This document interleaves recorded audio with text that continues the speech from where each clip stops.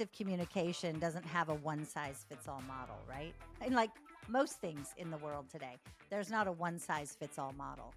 But what's interesting when it comes to communication is the difference between a storyteller and a bottom liner. Meaning, you person that pontificates and goes on and drones on for a long time to try to get your point across, but never really feeling like people are taking action on what you're telling them. Well, that's probably because you lost them in the third act of your story that took 10 acts to get through.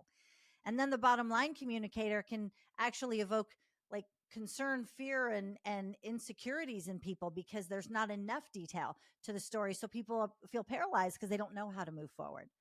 Well, today we're going to talk about the difference between the two and why, hey, leader, stop with the storytelling because that's bigger as a derailer in your communication than anything. I'm Tammy J. Bond, and I'll see you in the sandbox. Hey, welcome into the sandbox today. I'm Tammy J. Bond, your host. And at Playing in the Sandbox, I want you to know that we are deeply committed to inspiring action in today's leaders just like you. And today you're going to kick off your shoes, grab your pen and paper, and step into the sandbox as we talk about the difference and break down the difference between storytelling and bottom lining it. You're going to want to head on over to get our action plan today to get some more tools and resources so that you can identify if you're a storyteller or how you stop the storytelling on your team and how you finesse bottom line communication as a more effective and efficient way of getting through the muck and mire of any storyteller. Head on over to tammyjbond.com/podcast. Click on this episode to get your copy of today's action plan. Now let's get going. Enough of this already. I want you to picture this, friend. You as a leader are faced with a difficult conversation or a corrective action dialogue that you get to have with your team or a team member. How do you strike the right balance between sharing a compelling story to captivate them and get their attention and getting straight to the point, getting right down to that bottom line of the issue? Well, I want to uncover the 5 keys to achieving this delicate equilibrium. Before we get into the 5 keys, though, let's just talk a little bit about why storytelling as a tool in our communication can work for us, but more often than not can really work against us. You see, storytelling from a leader's chair is great when you're wanting to cast vision and you have a point that you're getting to with the story that you're telling. But storytelling for the purposes of pontificating about how much you know or how disappointed you are or how frustrated you are, or storytelling to talk about all the issues around the main focus of the point of the issue, you lose people in the second and third act of your story. And when you go 37 minutes to then take a pause and say, okay, I'm going to pause here for reaction and response, and no one has anything, it actually doesn't mean, leader, that you communicated effectively. It means you left them back about 32 minutes ago where they lost you or you lost them because the story was completely unrelated to anything that they wanted to talk about. Now, I have encountered a few of these storytelling leaders in my day. And I actually had a conversation about one just the other day. And it was this very difficult conversation that the CEO was having with a member of the team about other members of the team and about some clients. And as the story went on and on and on, the point of the story, the point of the issue, the point of contention was completely blurry. And nobody understood what it was that the call to action was, what the real root of the problem was. All they got was the emotion and the purging from the leader all over them about an issue that really had many irrelevant points in it. And then the leader pauses and says, okay, I'm going to wait for your reaction. But by that point, had everybody so nervous and even scared to speak up that everybody just sat silently and said, no, we're good. We're fine. But really didn't know what they were supposed to do with anything except they had just been berated for 35 minutes by their leader. And I said to this individual, so what's keeping you from having a conversation with your leader about this behavior pattern, about that you've noticed that the storytelling tends to get us off track of the main points that we're wanting to cover, the main issues we're wanting to address? And I heard the reason why, and There's sort of validity to the reason why, but there's also not validity because for any member of the team, and if this is you, friend, I want you to listen in. You might not be the storyteller, but you may be in the midst of a storyteller on your team that just allows them to go on because, oh, that's just like Joe. Oh, that's just like Robert. We just let him tell his stories. We know he'll get to the point sooner or later. And the truth of the matter is, you're actually causing more harm by not speaking up. Because you know the old little cartoon about the emperor has no clothes, right? If everybody's afraid to tell the emperor that they don't have any clothes and they're going to let them go through and represent you as a team and represent you as a company, you as an organization with that embarrassing tactic of storytelling that goes nowhere except for people to roll their eyes, then you are no better than the person is that's telling the story. In fact, you're kind of worse in my mind. When we're not willing to stand up and speak up and say, not in the moment, by the way, let me just say this. And you've heard this before in previous episodes on multiple different topics. Friends, when you're going in to confront something, it's best to try not to have to confront it in the middle of a situation, in the heat of a moment. You want to come back to it when no one's thinking about it. So you come back in a few days and you say, hey, Robert, you got a few minutes? I wanted to chat with you about something. May I share something that I've noticed? Because I think it's something we could maybe make a shift to help the team. Robert, if he's any good CEO or leader, is going to say, sure, yeah, this works, or let me renegotiate the time with you. And we're going to have that dialogue. And you're going to say, hey, I've noticed when the other day when we were talking about fill in topic here, and you went, you told a long story, and there was a lot that was said in that. And here's how it made me feel, or here's what I noticed happened in the team. And I think we're all still a little confused. So I'm wondering if you could bottom line that issue for me. I'm not telling Robert that he's wrong because he went on and pontificated far too long, but I'm telling him that we're still a little lost and maybe he could come back to the main point and tell us what it is. That's my responsibility as a team member. I think that we forget no matter what our level is on the team, and it doesn't matter to me, leader, if you are a middle manager, if you are an up and coming manager, if you are a VP on the executive team, wherever you're at in the org chart, you're a member of the team. And as a member of the team, we have an opportunity to communicate effectively and efficiently when there's a problem, just as much as we do when we celebrate and acknowledge something triumphant. And when we don't, we're adding more problems. We're adding more fuel to this proverbial fire that we have in the workplace.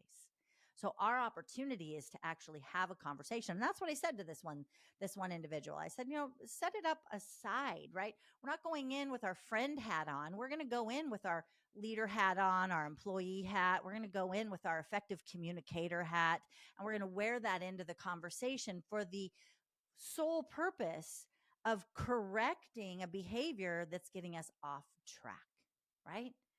So I want to put that out there to say storytelling can get us off track, but storytelling can also be effective and efficient when it comes to casting vision, as long as it's going somewhere and that your story has a beginning, a middle, and an end, like any good playwright knows how to construct their good play, right? They know the format. If your story has that format, great, use it. And then maybe you ask for feedback later. How was that? I know it kind of went a long ways down a road on a story, but I'm curious what you thought. Why is that important? Because as leaders, we want to involve our people all the time to let them know we're listening, we're asking, we're paying attention, and we're seeking feedback so that it is a two-way street, because that's what goes into collaborative communication. And that's really important. Now, as a bottom line communicator like I am, I like bottom line. And I know that I know that I know that I know. If I get in the midst of a storyteller, I'm probably about ready to check my watch, or I'm going to say, so what's the bottom line that you're needing from us? So what's the bottom line request that you have for your team? And it's funny to watch because a lot of times your storytellers don't really even know the bottom line. Because why? Because they've created the whole story in their head so big that all they know to talk through is the story points. And what you want to help them with is get to the bottom line, because the bottom line is what helps people implement. That's the action item, the action plan that people can get to. And so as a bottom line communicator, I let people know up front when I engage with new teams, hey, I'm a bottom line communicator. I'm pretty direct. Don't be off put by that. Ask me follow-up questions, because I don't go into a lot of the detail of the story and the why. I just give the bottom line of what is and what's needed. I know, however, my audience, which actually is key point number one when we're achieving this balance between storytelling and bottom lining it, you want to understand your audience. Because if your audience is someone that needs more full color, they need the full box of 64 crayons, they need all of the tools that you have that you can share to give them every bit of color for that picture so they get all the details. If that's how they are, then yes, you're going to expand. But if you have people that are more bottom line communicators like I am, you want to know that and understand that audience or the members in the audience. And this is how that works if you have a mixed crowd. By understanding your audience as key number one, in balancing between storytelling and bottom lining it, you want to say to the bottom liners, look, I'm going to expand here, and I'm going to get to the bottom line point of what I know that you need to execute, but I want to give a little more full color picture for the others or for everyone. You're not going to point out, so Sarah Jane and Sally Joe, I know you're the bottom liners in the room. And so I'm going to give more full color to the others in the room. You're not going to single them out that way, y'all. But what you are going to do is to the collective group. You're going to just say that. That puts me as a bottom liner, that puts my mind at ease. You know what that does for me? It means I get to check out of this conversation for the first 15 minutes. I don't have to be as attentive until I hear the bottom line requests coming, because I don't, for me, I just want to know what you need from me so I can get into action about it. I don't want the whole story, and I certainly don't want gossip, and I certainly don't want to be berated. And a lot of times storytelling or storytellers can come across or are those leaders that berate others and just hammer on people. And I'm going to tell you this story 5 times till you heard it the 5th time. And you can, like, that's going to somehow help we got to make this change. When really, if you just would have bottom lined it with a request, we could have got there. See, there are some people who appreciate details in stories, and they do need that. But then there's others that prefer a more direct approach. Great. Know that too. And as a leader, it's our part to recognize, it's our responsibility to recognize the nuances and tailor our communications, because that shows that we understand our audience, right? We want to tailor our communication style accordingly to the people at the table, and letting people know maybe you do have one storyteller. Maybe Andy is the storyteller on the team or needs more story, and you got 4 other people that don't. I'm going to bottom line it for the 4, and I'm going to hold Andy over and just give him a little more full color, right? Because I know that's what he needs, and that's perfectly fine. But again, I want to say it this way. Storytelling has a place to cast vision with purpose. Storytelling does not have a place, especially in corrective action, or especially when you're frustrated with your team and you're going on and on and on and repeating your story 5 times, trying to hammer home your point. That won't work. You're going to put fear in people. You're going to frustrate people. You're going to fatigue people. Fear, frustration, fatigue. Write those 3 things down. Fear, frustration, fatigue. You don't want those in your communication style.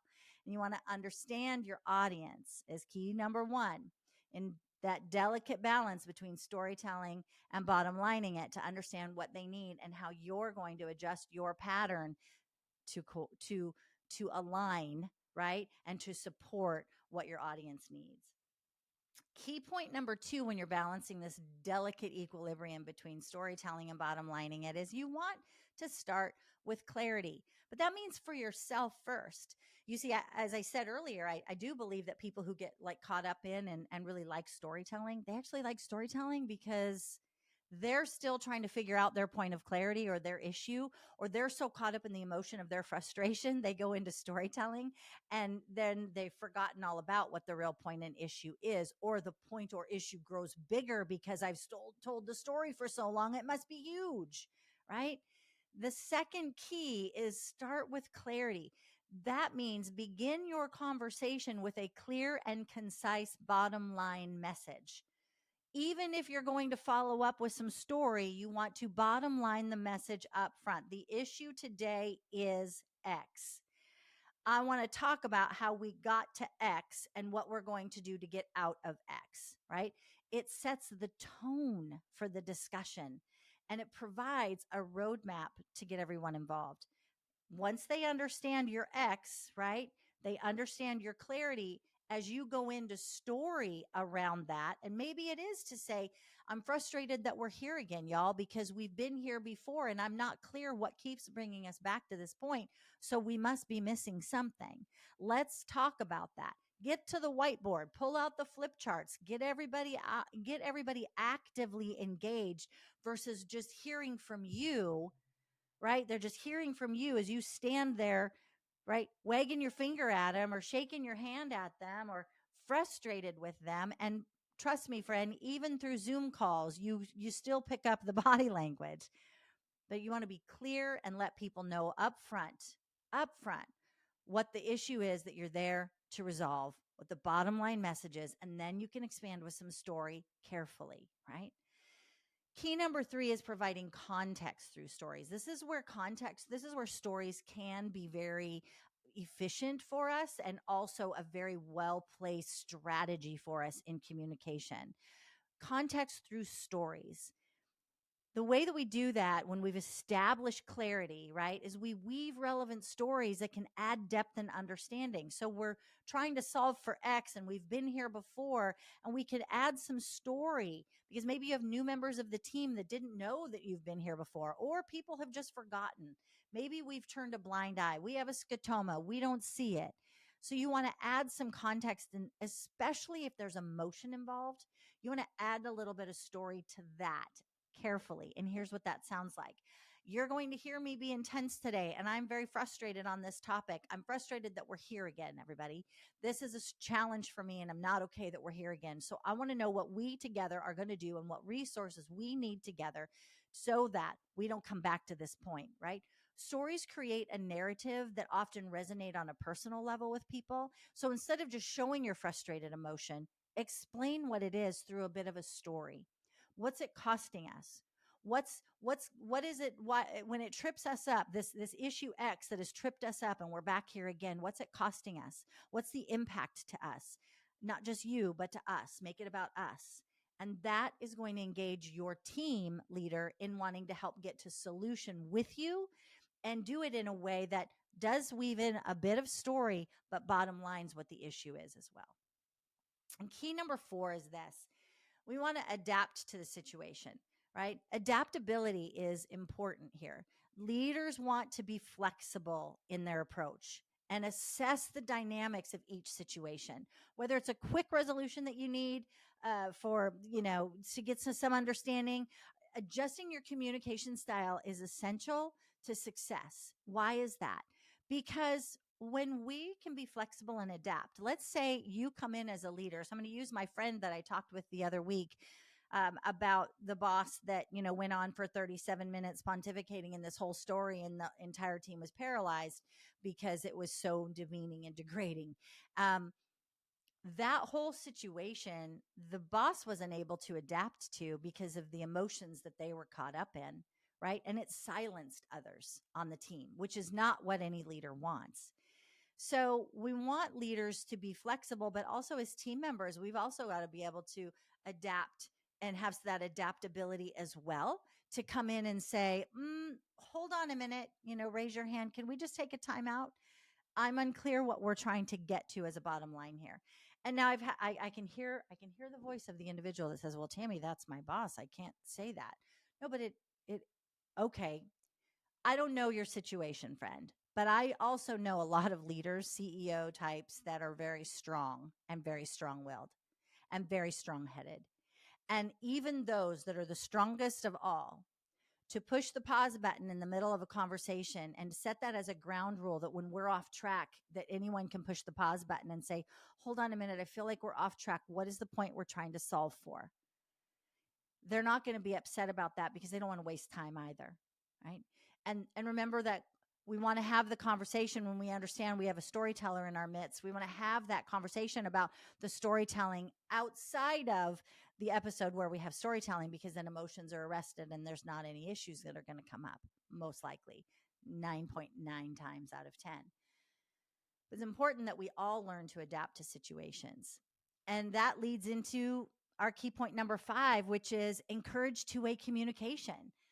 It's one of the most important ways to move through and navigate through any dialogue in especially when there's a challenge, is to encourage two-way communication.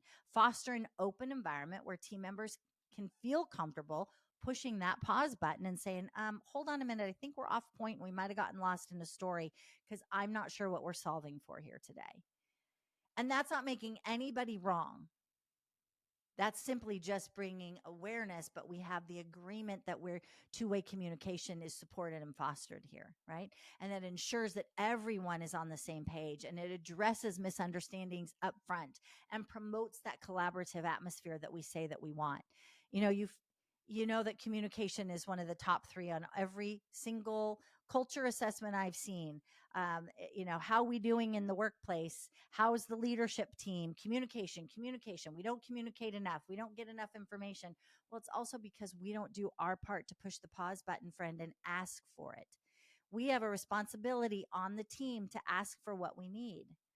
See, as leaders, our ability to balance storytelling and bottom lining it, it's a skill and it evolves with experience.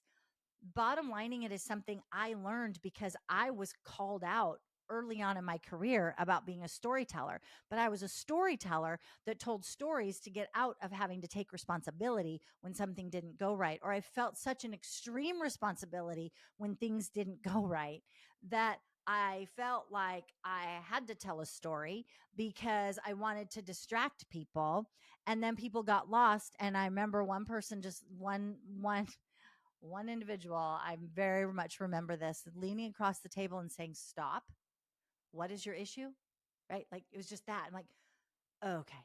And then I had someone come alongside, again, in my very early days of my career, that talked to me about it and talked to me about how I told stories, and I uncovered why I did.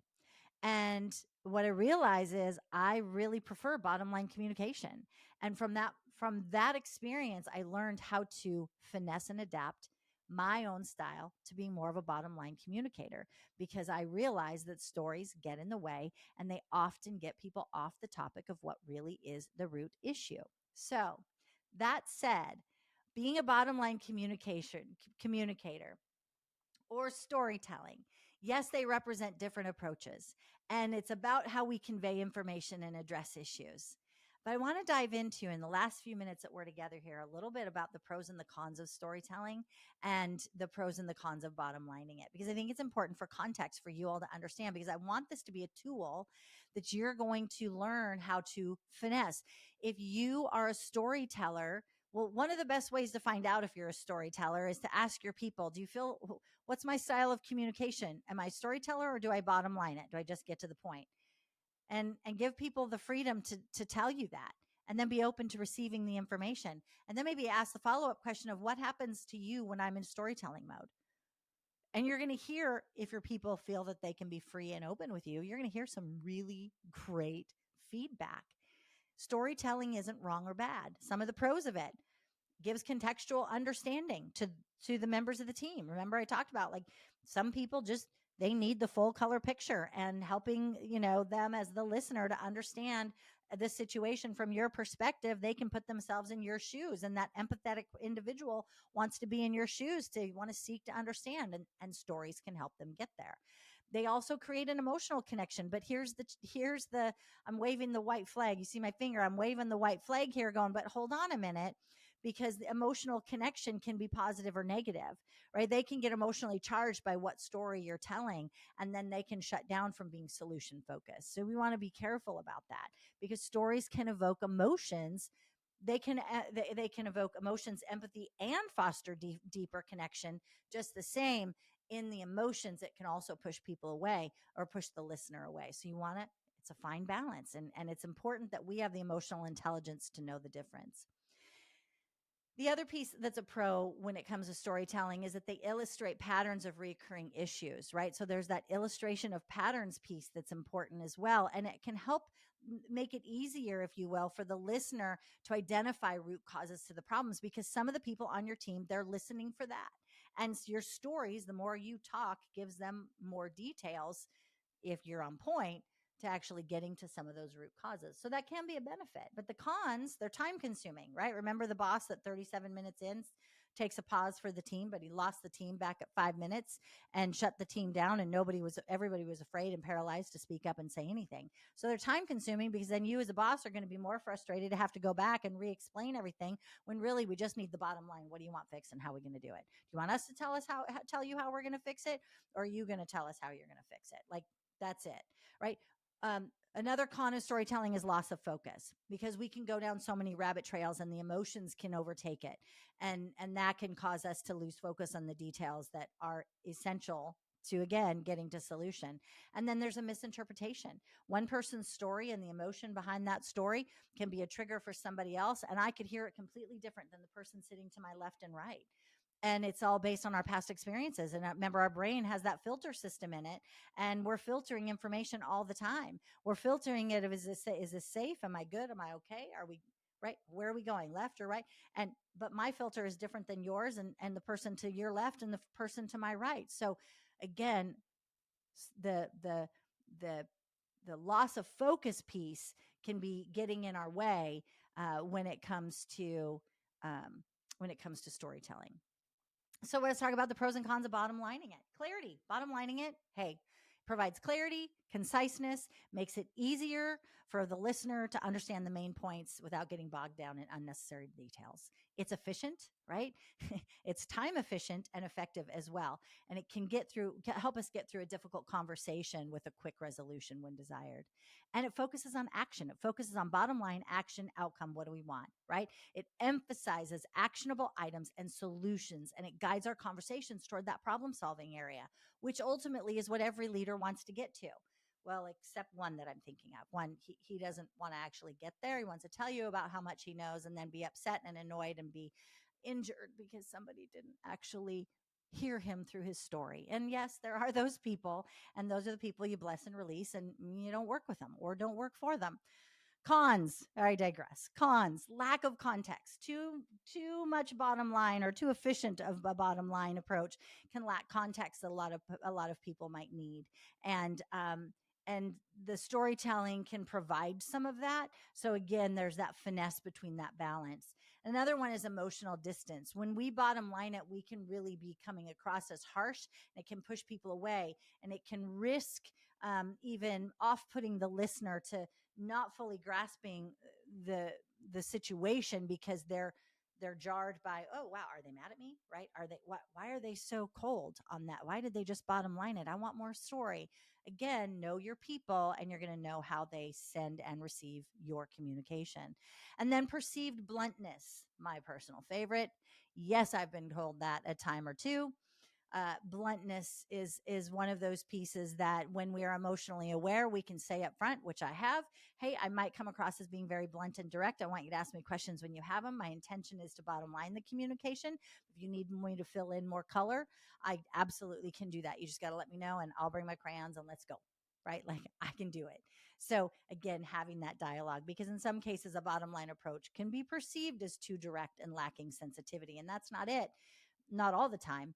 That the reality is, our bottom line approach is we want to get to the bottom line of it. So let's talk about it from this perspective as well. In difficult conversations or in corrective action discussions, a balanced approach, friend, it's going to be necessary and effective. You're going to need to have some conversation that involves some story, as well as bottom lining it. But at the end of it, you want to get to the bottom line. What is it that you need? What do you want someone to start? What do you want them to stop? And what do you want them to continue? And that SSC, right? Start, stop, and continue, is really effective to approach it in that way, because I can give them some of the context through the continue of the story, right? Once I get to continue, I can build in some story for them to let them know we're good, we're okay, and here's how we're moving forward. And you can start with that start, stop, and continue model is great when it comes to um, having those dialogues around corrective action kind of situations. We want to make sure, though, back up to our key point, that there is clarity for us as leaders before we enter into any of these conversations. Just as much as clarity for storytellers, you want clarity for bottom liners as well. It's crucial.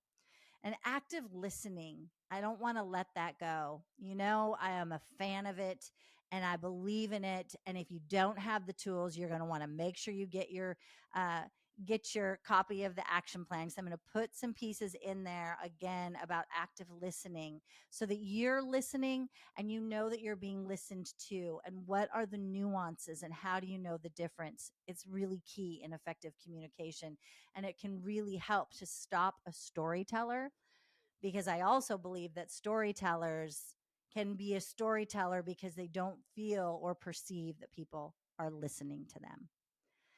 All right, friend. I've hoped you've enjoyed today's conversation in the sandbox. I want you to join me next time, because we're going to continue to unravel the complexities of leadership and communication as we get more into how to create a choose to, get to, want to dialogue with your team. And I am excited to share that with you. I'll see you next time in the sandbox. And hey, leader, your stories are okay. Just temper them with some bottom lining it. Make it a great day. Well, thank you for coming into the sandbox today. My hope is that you're leaving with some new tips, tools, and strategies to navigate your personal leadership, your team leadership, and your next bold conversation without a bunch of storytelling. And hey, leader, it would mean so much to me if you would share this episode with a friend or a colleague that you feel could really benefit from what we talked about today in the sandbox. You know, third-party affirmations go a long way in today's world economy, and I'd be honored if you shared the value that you gained from spending time in the sandbox today. Like this episode, share this episode, comment, and subscribe so you get the latest from the sandbox that we have to offer every week. And don't forget to head on over to tammyjbond.com/podcast to get your copy of today's action plan. And remember, friend, leadership isn't something that you're born with. It's something that you grow into. And I want to thank you for taking time to grow into your next level of leadership in the sandbox today. Make it a great day.